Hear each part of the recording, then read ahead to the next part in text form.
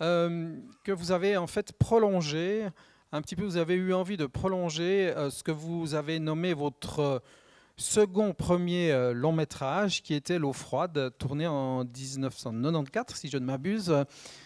Pouvez-vous nous expliquer un peu Bah, disons que cette oui, genèse? oui, enfin oui, ce film, il a des racines. Enfin, c'est pas si courant que ça au fond. Dans un film que j'ai tourné au début des années 90, L'eau froide, où je me servais à la fois de personnages semblables et placés dans un contexte qui ressemblait étrangement.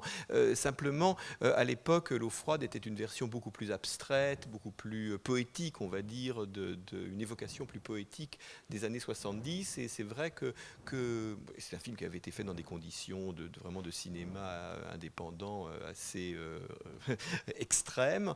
Donc il y avait des choses que tout simplement, même matériellement, j'avais pas moyen de la possibilité de reconstituer. J'étais resté avec un sentiment d'inachèvement, avec le sentiment qu'au fond que l'évocation de cette période restait encore à faire, enfin que j'avais fait un film auquel j'étais très attaché, mais que peut-être le film que je devais faire sur cette période-là restait encore ouvert. Le film, il a également une autre origine qui est dans mon travail, qui est un texte que j'ai écrit au début des années 2000, qui raconte alors de façon beaucoup plus littérale et plus détaillée mon propre parcours, disons, au milieu d'un peu des excès et des délires politiques des années 70, et disons et à la fois comment s'y est dessiné mon cheminement singulier, personnel vers le cinéma. Et je crois que c'est quand même l'écriture de ce livre qui a été publié quelques années plus tard, en 2005,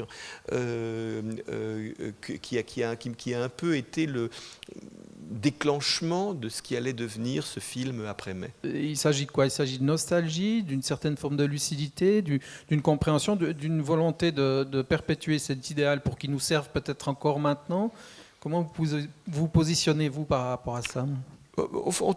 Certainement sans nostalgie, parce que j'ai pas, je veux dire, cette époque était suffisamment au fond dure et difficile et ambiguë pour interdire une véritable nostalgie de cette époque-là.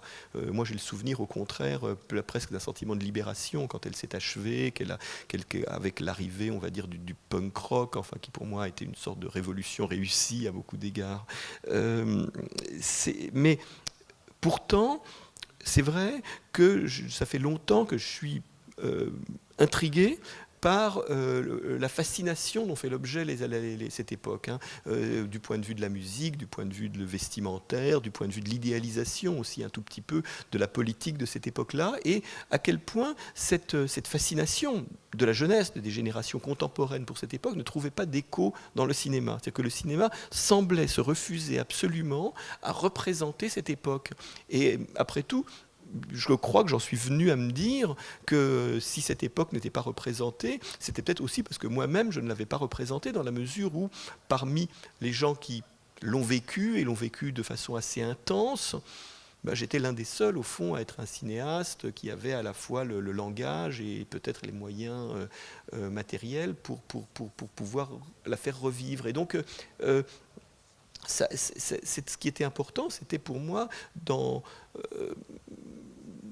certainement pas de la démythifier, parce que cette période est une période historique exceptionnelle, fascinante, à cause de la liberté dont elle était porteuse, dans la mesure aussi où elle a été un laboratoire des époques à venir. Je veux dire, de ce point de vue-là, je trouve que son histoire n'a pas encore été écrite, elle n'a pas encore été mise à sa juste place. À travers les yeux de Gilles, je me revois moi-même en train de chercher ma voie et de comprendre où exactement dans ce kaléidoscope du cinéma de l'époque, je pourrais bien trouver ma place.